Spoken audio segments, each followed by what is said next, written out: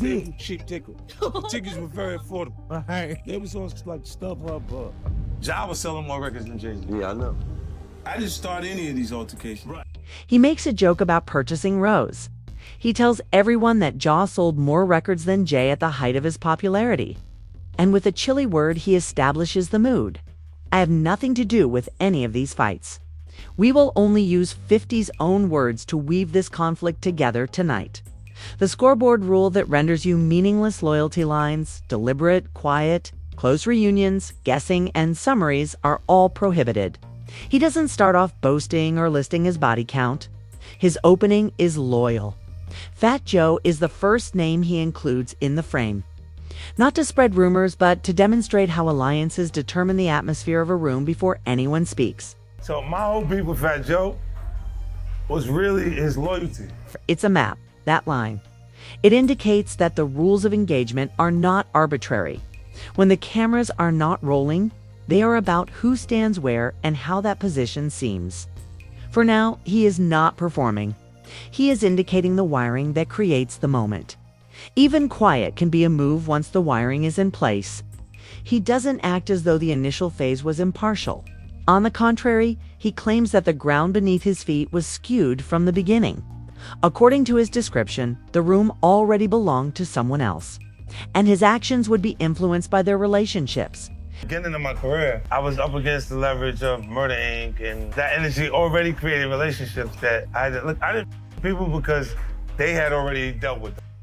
The weight of that sentence is audible. Energy and leverage are more than simply terms. They are a report about the climate. Not just a rival crew is being named by him. He's referring to the stress that arises when you enter an area where others have previously called and exchanged favors. Even saying hello feels like a headline in that kind of environment. Furthermore, such linkages weren't isolated or little. According to Urbanum, they have numerous relationships. That sentence isn't funny. It is a line of demarcation. Every handshake becomes a test if there are several persons confined. Additionally, every meeting, feature, and show turns into a read on your true partner. Speaking a name can set off a fuse in that type of grid. His next action is therefore illogical. Discipline, not assault. He explains it. He didn't want the opposing side to feel like they were purchasing a problem following a crucial discussion. He therefore withheld the name. No subliminals or theatricals. Simply a deliberate choice to omit one word ... interview. And when I left that meeting, I didn't want him to feel like he bought a problem, so I wouldn't say anything about Ja Rule. Yeah. Yes, by preserve the last part, it's a tactic, yet it lands like a shrug. He's demonstrating the importance of timing in a society that prizes the loudest swing. Refusing to give your opponent a free headline has its own force. Allowing the audience to question why you haven't used the name they anticipate hearing has a powerful effect. Silence can also be a stage. And as everyone else fills the air, he stands on it with ease. It goes without saying that such a setup invites another label, the simple one that sticks to you when you don't flinch. He is familiar with the word they employ. They treat me as though I'm a bully. The word is not contested by him. He doesn't make a plea. He simply leaves it alone, just as he did with the stillness before. It's the same through line. Command of the introduction. Temperature regulation. Authority over the final time a name is uttered aloud. Chapter 1 is straightforward if you put these pieces together. Even before the first stanza is out, the battleground is already packed. There are many people who have already made calls. There are loyalties, and there is leverage. In that setting, restraint is placement rather than passivity. Whether it comes to who he acknowledges, who he doesn't, and whether he decides to speak at all, he's making the initial steps where they matter. This leads us to the rumor that was constantly circulating. The one that would have placed two names next to each other on a single stage. If quiet and loyalty were the first steps, what would happen if the city's largest event turned into a venue for a handshake? He hears the rumor aloud and responds to it aloud as well, by pointing to someone else's bridge rather than by reaching out. The Summer Jam topic is then posed directly, and he maintains the focus on the relationship of another man rather than his own. Every time, the rumor seemed too enormous to be true. There is a rumor that Fat Joe intended to take 50 and Jay out together at Summer Jam and the One Night in New York, where rap politics is transformed into play. He answers the question directly, without sugarcoating it. This year, Summer Jam, that Fat Joe wanted to bring out you and Ja Rule. His next action is classic control. He doesn't start haggling with the past, he doesn't chase the optics, and he doesn't reject the rumor. He transfers it from himself to the man who desired it and the connection that would enable it. Look, Joe, he seems to want to think about his relationship with John. In one breath, that's the whole temperature. His relationship, his act, his want. Additionally, 50 doesn't need to play coy about it. Out openly, he confesses the purpose. He wants to think about his connection to John. That is not something you want to do underscore. Pay attention to the distance between their responses. Rewriting history is not urgent. Don't feel pressured to make a headline. He allows the gossip to continue where it began on someone else's bridge. That's positioning, not apathy. It won't be because 50 went pleading for symmetry on the radio if a truce is ever to be announced in public. It will be because someone else who has connections to both sides believes that the stage can handle the responsibility. Even still, you can sense the seriousness of what that would entail buried in the silence. Summer Jam is a big deal. It's an indication. Old blood can chill beneath bright lights. It tells the city and industry. 50 doesn't mean that the notion is doomed. He simply won't carry it. That rejection is significant. It maintains pressure on everyone else and leverage on his side. This is a human read as well. Adhering to a narrative is equivalent to agreeing on a stage. The program writes itself. There are two men in the same room. New York roars. Other individuals prefer that narrative, but the camera pans to legends. 50 does more surgical procedures. He maintains the emphasis on agency. Who desires it? Who is inquiring? Who is involved? The best solution is to label the parts and leave them in their current location until those pieces align. Therefore, the rumor did not become a spectacle. No stage taunt for clicks, no handshake, no hug. Instead, we were reminded of the 50s, when they first arranged the board before determining whether the play was necessary. But who was he truly battling against if Ja wasn't the one he feared? 50 quickly establishes a harsh distinction. The adversary was not a human. It was a sense. He tilts the frame at this point. He divides the contest in half rather than crowning one opponent. Both perceived and actual competition. It was never really a rival. He doesn't leave the concept open-ended. He defines it immediately. Actually, it was a person who's a rival by way of perception. He then goes on to explain how that delusion persisted. Other artists continued to make blunders that fueled the myth, not because the other guy won the room. Through the mistakes of artists, he persisted in maintaining his impression of him. Take a moment to think about that. Telling the threat isn't a rival's excellence in the 1950s. It's the environment he lives in. DJs, CEOs, artists, and headlines may all make someone seem more successful than they actually are without them having to win in real time. Because of other people's poor decisions, the opponent becomes a brand story that rises above the scoreboard. When the public continues to choose your opponent over you, you don't have to lose a fight. His earlier quiet was therefore calculated rather than the result of pride. You don't feed this balloon that floats over the city if perception is the true adversary. You don't give it a wave. You make perception earn its air by not saying its name. However, perspective is not created overnight. Ja wasn't merely a shadow or a rumor at one point. He was on the go. He owned the airways. They were loud numbers. Furthermore, 50 doesn't change that past. He does not romanticize the scale, but he does acknowledge it. Interview 740. Yeah, they was selling more. That sentence that has been cut hits like a stamp. Without giving away the plot, it acknowledges the pinnacle. They were making more sales. The past tense. Not a surrender, but a snapshot. Because the stakes were high, it's a method to maintain them without revealing what's important right now. The rhythm of the entire feud can be understood by recognizing the distinction between perceived and real competition. That explains how he might humiliate with a single move after months of ignoring the bait. That explains why he was never going to be the driving force behind a rumor about a shared stage. It also clarifies the more detached math he employs when discussing victories and defeats. People will tell you that he lost. Ticket demand, attention, touring base, and stats all contradict this. And that is the most brutal aspect of his philosophy. Every headline doesn't bother him. Not every story is corrected by him.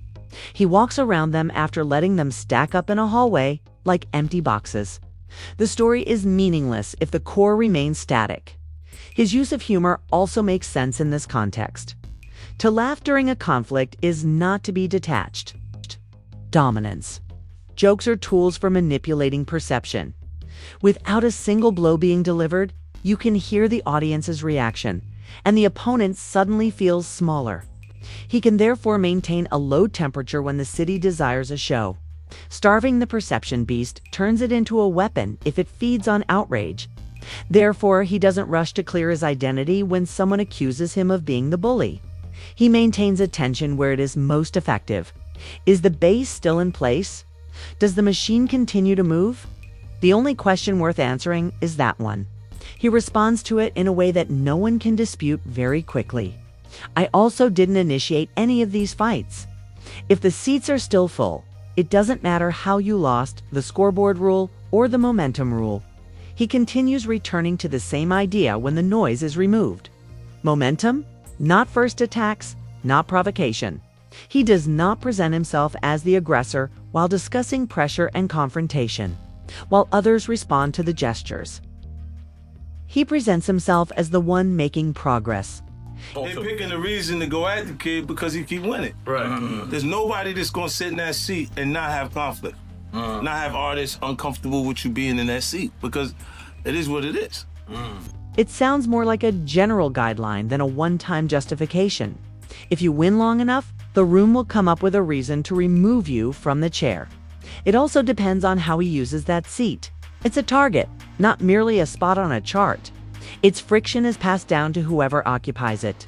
He keeps going back to the one metric he respects when stories begin to declare victors and assign losers. Do you remain seated? You don't hear him foaming at the mouth because of this. He's classifying, you hear. There is momentum, there is the seat, and some artists find both uncomfortable. When you combine the three, the disputes can be explained without the need for a conspiracy theory. The pressure is explained by the posture. Someone will write a reason to swing at you if you're still moving, occupying spaces, and the center of gravity. Restraint becomes a component of the weapon in that frame. If fury is an amplifier and attention equals money, then not giving your leverage is giving your opponent a free headline. Refusing to reveal one's identity is a form of temperature control, not shyness. You create a fire that doesn't burn you if you say it too soon. If you want the room to feel the heat you've chosen, say it when it matters. He depersonalizes the conflict without avoiding it, which is another thing you notice. He doesn't reduce the narrative to a single man and a single grievance. He maintains it at a system level, a seat that everyone wants, a frustrating momentum, and a company where comfort comes first. That works for multiple beefs. It's a guideline that applies to all of the periods he has experienced. Pay close attention, and it turns into a mental checklist that he goes through before acting. First, am I still in motion? Second, are they responding to me or to the motion? Third, is there anything I can do other than keep the seat if it's the issue? That has an understated brutality to it. The best course of action is to maintain the posture and handle the problem as if it were a weather-related issue. Rain doesn't argue with you. You make plans to avoid it. That's how his serenity appears. A man who has already come to terms with the fact that storms are inevitable and has made a pact appropriately. His lack of urgency for performative reconciliations can also be explained by that acceptance. The physics remains unchanged by a true stage for optics. With new faces, tomorrow's headline will resemble yesterday's if seats and momentum are the problems. Controlling the temperature is preferable to posing for a picture that promises a piece you won't use. He leaves the comment section and returns to the building where the actual numbers are kept when the room insists on keeping score, counting diss tracks, discussing online victories, and chasing the dopamine of a hot take. Later, he isn't coy about it. You can't really dispute with him when he states the rule in a single sentence. You're listening to governance, not rumors, in all of this. In addition to controlling temperature and constraint, he also controls momentum and tempo, time and perception. All decisions reside inside those three. He's intentionally early. He's intentionally late if he is. A competitor is evaluating it against a different scoreboard by the time he attempts to prove something with a headline. The basis is not a blog poll or Twitter kudos. Does anyone still purchase tickets? When the lights go out, who still shows up? Who still raises both hands in the air when singing the hooks? Because the throne would not move if the bass did not. This leads us to the sentence that is frequently quoted, the scoreboard rule. He asks the only question that counts and lowers you to a trick of perception in 30 seconds. He doesn't twist plots or point at charts. He shares an anecdote from a discussion.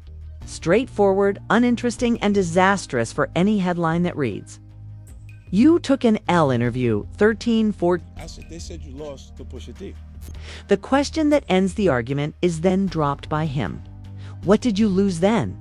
On tour, the only thing that counts is the response he received. And he remains silent. He goes beyond a simple joke. He breaks down the reasoning so that anyone may use it at home. You understand? Like whenever you say you lost something, you say, what exactly did you lose? He then explicitly identifies the metric, the one you can't falsify with hashtags or comments. You won't lose anything if you back off. Currently, there isn't a single Drake fan who won't attend his event. The rule is that nothing is lost if the base remains intact. It's diagnostic, not dismissive. The battle didn't alter the outcome of the conflict if your core remains visible. He can afford to be patient because of this. What makes him able to chuckle at provocations? Why he can handle anger like the weather. An arena doesn't sell out because of outrage. The base does. All we've heard so far falls under that rule. The industry is able to whisper. Competitors may adopt a posture. Winners can be crowned 3 times a week by comment sections. However, the seat is still there if the base is. The same laws of physics also apply if the seat stays in place. Fire is drawn by momentum. Temperature is controlled by restraint. Perception is determined by timing. It also explains why some humiliations are more memorable to the public than jokes. Perception is fundamentally altered by the type that you mentally recite whenever you hear a competitor's name. Jokes can be used as a weapon if perception is the enemy. They are sticky, quick, and viral. They tilt instead of arguing. He doesn't recoil when he's labeled a bullet because of the same rule. Styles do not change labels. The base does. In fact, the branding serves to further solidify the image that his base already adopts. Armored, unconcerned. He's cashing it, not avoiding the word. It's easy to overlook the scoreboard rule's last benefit. It safeguards longevity. You will burn yourself attempting to ride every wave if you evaluate yourself based on comment waves. You can endure the weather if you evaluate yourself based on your base. It's a metric for veterans. The same reasoning that enables legends to tour for decades as online stories move on and off. He then changes the topic back to a question when the camera is aimed at him and someone wants a spicy opinion on who won a beef this week. What did you lose? The story is still yours if there is still no response. However, he will also give you the price of remaining in that position. Off-the-record repercussions, actions that don't happen on screen, and an apparent over-preparedness until you recall how it all began. The techniques and outcomes follow, along with the reasons why the pressure from behind the scenes can be more intense than any disc. Two men trading records is the simplest version of this tale. The phone is one example of where the genuine version resides. Calls, placement, and pressure that never reaches the deadline. He doesn't act as though there won't be any repercussions when the hosts inquire about the price of meat. He simply identifies the type that truly appears. You understand what I mean, though? If there is a lawsuit there from someone who has a beef, like because you have a feud with Buster Ja Rule and Fat Joe, have you ever been sued? No, nothing. Other things such as behind-the-scenes material are always included. You can fill in the outline, but the other parts are intentionally ambiguous. Chapter 6 discusses what happens when relationships become lean, as Chapter 1 was about leverage in relationships.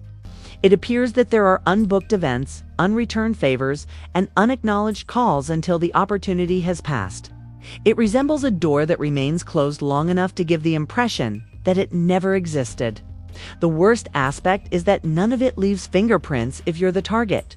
It indicates bad luck for the damage. He never approached this as a pure music issue because of this. The answers cannot be documented if the repercussions are not. He responds to pressure by being present, not only in the studio but also in venues, timelines, comment sections, rooms, and other locations where perception is formed. He makes no secret of the fact that his method is more comprehensive than most. Interview 16. But your beef's not just on, wax. Your beef aren't just on record. Like, you know how to take yours to social media. You buying tickets. You know what I'm saying? Like yours is just different. One way to describe it is different. Multi-front is another. The adversary is perception. You must undermine the perception where it resides if narratives are supported by the errors of others. A 16-bar verse that only your core listens to can't move a reputation as quickly as a post that makes 1 million people laugh. An aura can become a meme with a memorable stunt. You don't need to eliminate a competitor. All you need to do is shrink him in the eyes of the general population.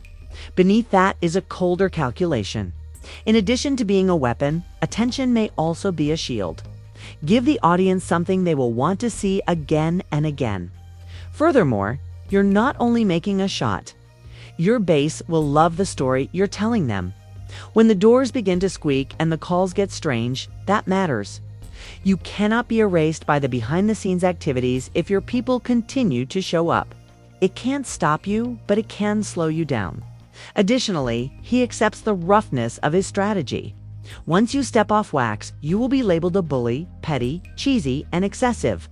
He's heard everything, and he doesn't mind. The base continues to be the only scoreboard he respects. The joke remains in the playbook if it keeps the base interested. It's not a bit. It's strategy if it draws thousands of people to the turnstiles to see what you'll do next.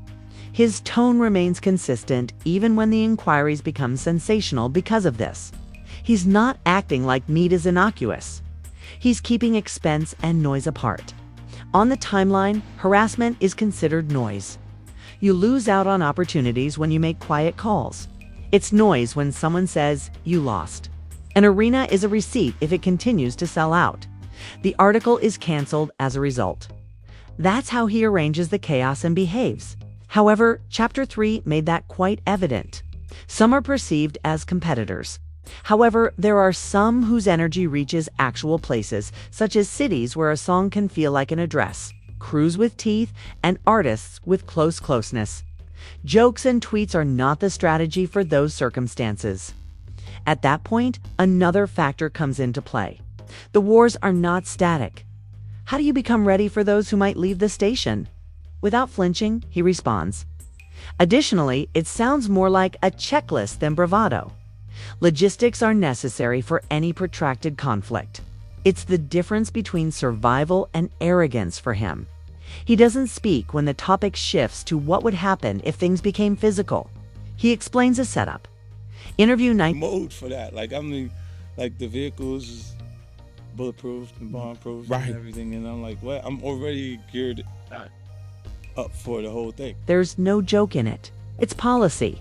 You can't expect peace if you think the seat is a magnet for dispute. You prepare for the storm. Bulletproof, already prepared, bomb-proof. Here, the verbs are logistical rather than romantic. Armor isn't something you buy to appear tough. In order for the van to reach the next city and for the people who rely on you to be paid on Friday, you purchase armor. There is also a second layer to the thinking. Deterrence. You can use a tweet to debate. You don't argue with unbreakable glass. Preparation makes the difference between a footnote and a headline when a rumor becomes a wrong block at the wrong time. This isn't crazy to someone who has experienced pandemonium. Witness rooms change and scene allegiances fall apart. Once more, it's governance. It also clarifies the quiet that you hear in previous chapters. When a man is ready, he doesn't waste breath. You solve 4 storms if the seat causes them. After that, speaking is optional. You don't have to reveal your mood to continue showing up. And it brings us full round to the base, the only scoreboard that counts. Records are not sold by Armor. Armor makes it possible to sell records. His ability to traverse a city, perform on a stage, leave, and perform the following evening. That is the silent core of the whole narrative. If you are unable to be physically there, then all of the humor, restraint, timing, temperature, and perception games are meaningless. He shrugs when people reduce the situation to a dispute in the comment area. The vehicle is already strengthened. The itinerary has already been printed. The calendar already shows the base.